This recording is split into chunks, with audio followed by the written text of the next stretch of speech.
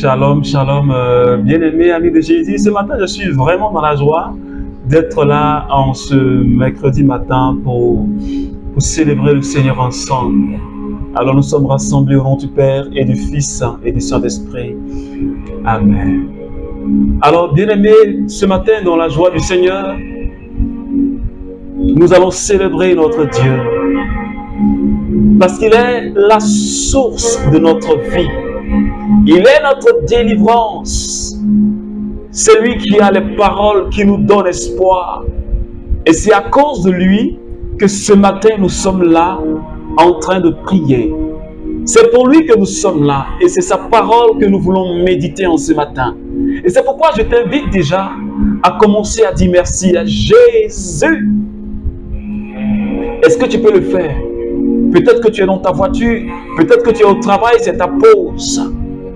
Peut-être que tu es à la maison ce matin ou c'est le soir. Mais je voudrais que tu dises merci Seigneur. Dis-lui merci s'il te plaît.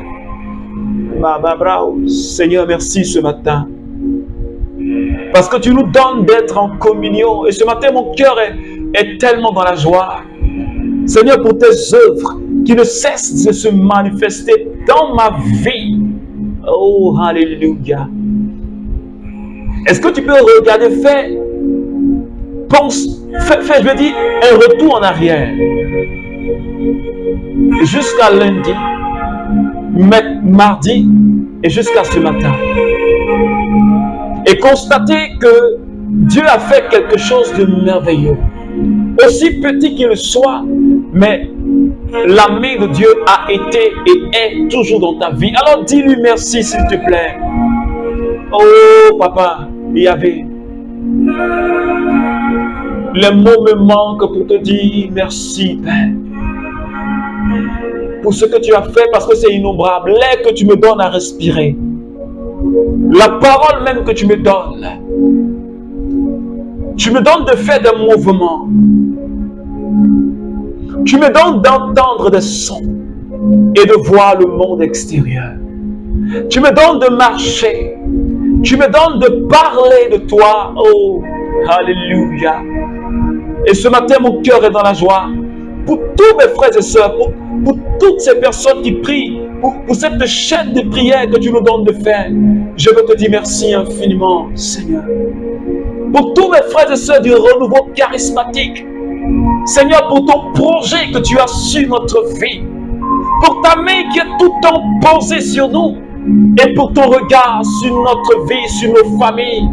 Oh, alléluia. Ce matin, quelle joie au fond de moi, Seigneur. Est-ce que quelqu'un peut commencer déjà à parler au Saint-Esprit? Parle-lui, s'il te plaît. Dis-lui que tu veux son amour. Dis-lui que tu veux expérimenter la joie de vivre. Dis-lui que tu veux expérimenter la joie de vivre. Yo mama mabre ukotorobo rabakai shiberebere makai shibondara bakai kiberebere rondorobo kashi kaiki yo mama baranda rabakori karia babro sheria taraba usaiki yo rabakaki kidiribondara yo maere kataraba kondorobo shibrio satarabakare kitirabakanda kiba usondo yoto Shamaiko robo shikarabakaya kai kiberebere yo mama kai kisheke tereba usori kayanda rabakori bakai shibere dokota bakai shibere kotarabakara bakai ki mutai kisheka kaya babroshi Mauro kotoyo kotoyo kotoro kotoyo koto makai shikataya mabe soto robori kataya raba baba rete ya usai ki baba baba. Oh Seigneur, c'est tellement merveilleux. Tellement merveilleux d'être dans la présence du Seigneur. Tellement merveilleux avec des frères et sœurs. Et je réalise quand le Seigneur dit dans ce psaume, il est bon, il est doux pour des frères et sœurs d'être ensemble. C'est là que Yahvé répand sa bénédiction et il répand la vie en abondance. Et ce matin, je crois que nous sommes plus que deux. Et le Saint-Esprit est déjà à l'œuvre. Il est déjà à l'œuvre dans mon cœur. Il est déjà à l'œuvre dans ta vie, dans ta famille. Et c'est pourquoi je voudrais que ce matin, que tu restes dans cette présence. Ne quitte pas cette présence. Ne quitte pas cette présence. Cette douceur du Saint-Esprit ce matin. Alléluia.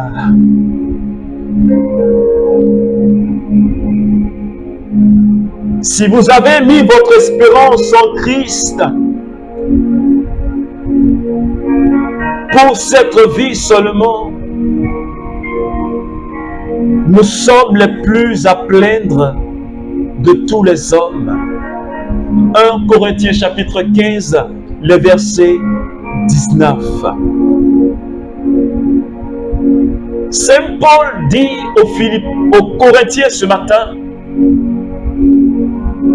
il leur dit, mais si vous avez confiance en Dieu, si vous avez placé votre espérance en Jésus pour la vie présente là, maintenant sur la terre, vous serez les plus malheureux.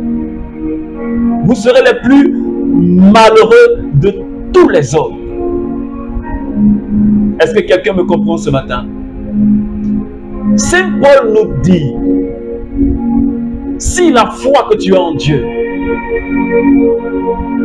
c'est pour seulement avoir les biens de ce monde, tu en auras. Si tu as la foi, et parce que nous sommes des héritiers, tu vas bénéficier des richesses de ce monde. Tu vas bénéficier de la faveur de Dieu dans ce monde. Tu vas bénéficier du mariage.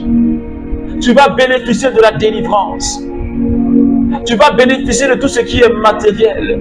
Mais Paul dit, si c'est seulement pour ces choses, si c'est seulement, si ton espérance, si ta foi en Jésus, c'est seulement pour avoir les choses matérielles, les choses de cette vie présente, alors tu seras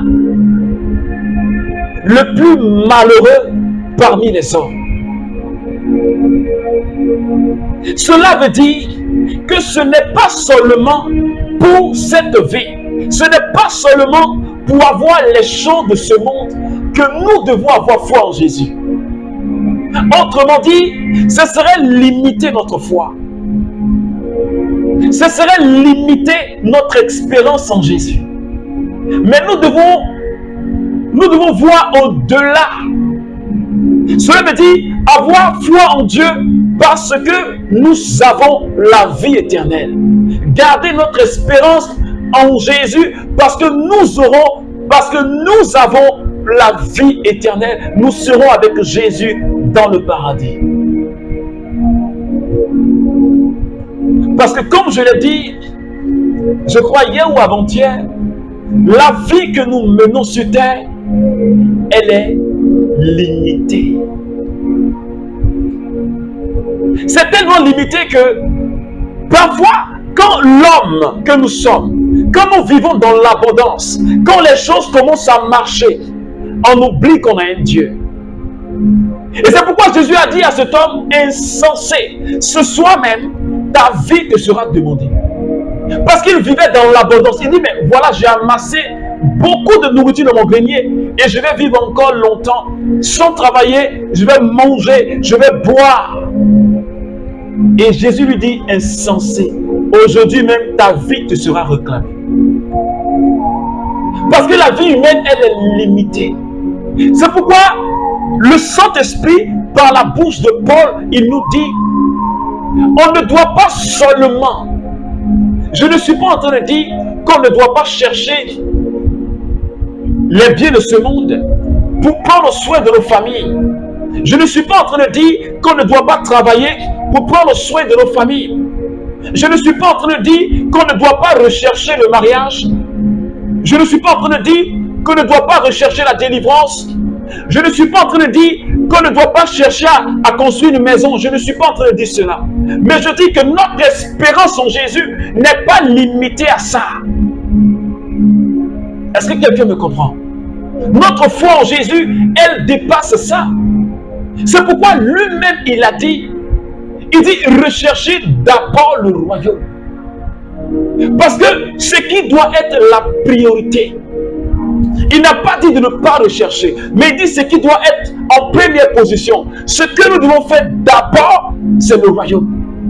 Et non pas seulement nous attarder sur les choses de ce monde, qui sont en réalité périssables. Et Jésus a dit, ne mettrez pas votre confiance dans ce que les bactéries détruisent, mais amassez-vous plutôt les richesses dans le royaume de Dieu. Parce que tout ce que nous avons de matériel sur cette terre, elles périssent. Elles ont une durée de vie, elles sont limitées dans le temps. Et Saint Paul dit, il dit, si c'est seulement pour ces choses, vous serez les plus malheureux parmi les hommes. Qu'est-ce qui fait ta joie aujourd'hui? Est-ce que c'est les biens que tu as, les maisons que tu as, l'argent que tu as, les voitures que tu as, le bien-être matériel que tu as, le bon travail que tu as? C'est de là que tu tires ta joie? Ou bien c'est dans le Seigneur? Qu'est-ce qui fait ta joie aujourd'hui? Qu'est-ce qui te donne de la joie aujourd'hui? Et ce matin, je suis en train de dire à quelqu'un,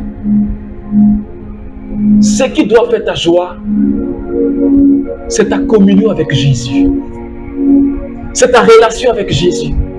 C'est ta connaissance de Jésus. Et quand tu prends Philippiens chapitre 3, et quand tu lis bien ce que Paul a dit, il dit, juif, je suis juif, je suis citoyen.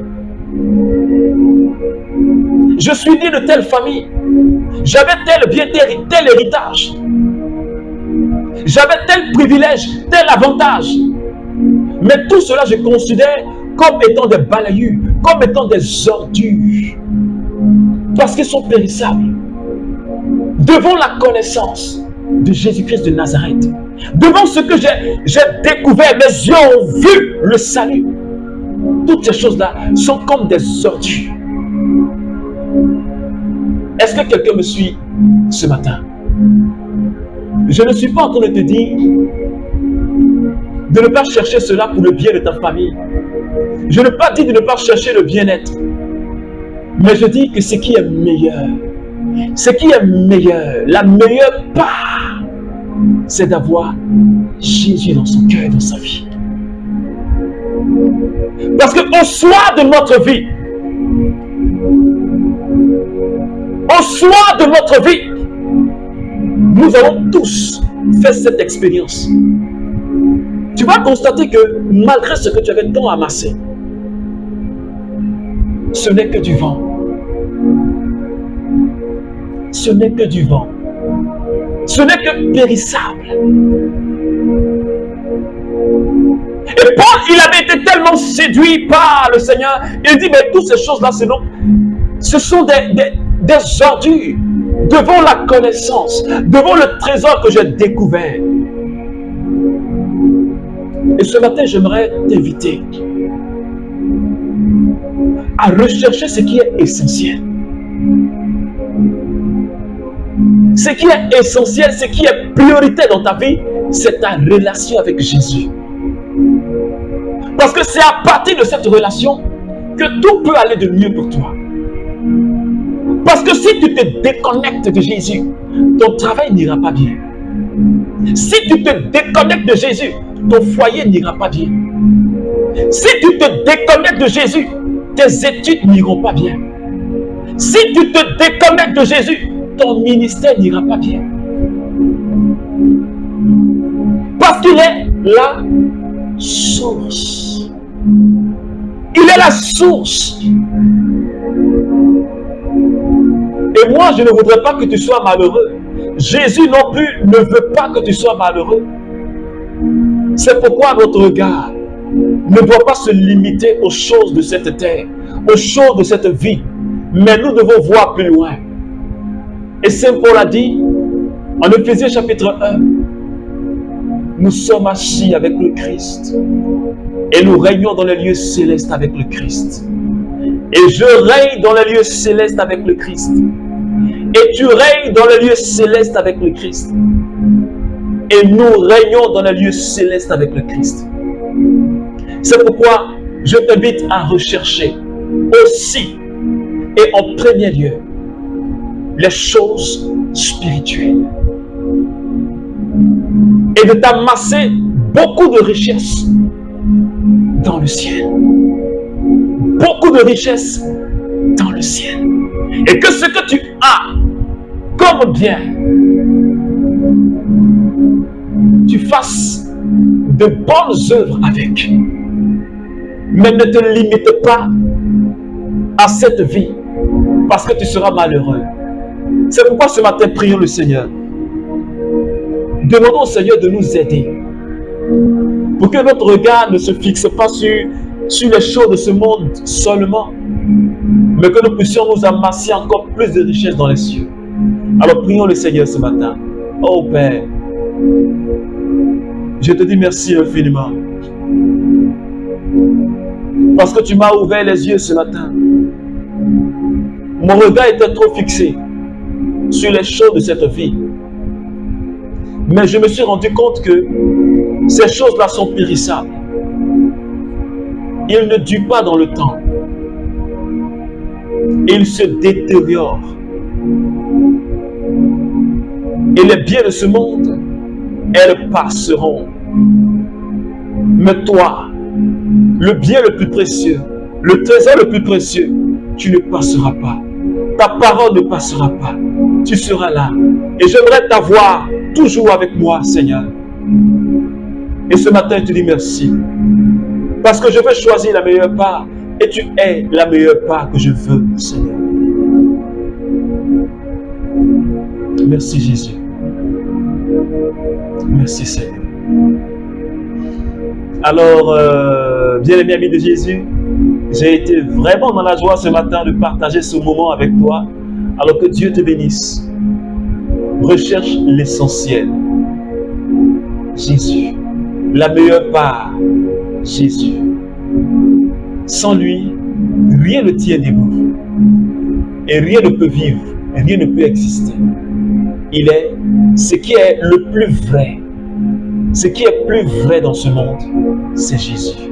Alors que Dieu te bénisse. Au nom du Père et du Fils et du Saint-Esprit. Amen.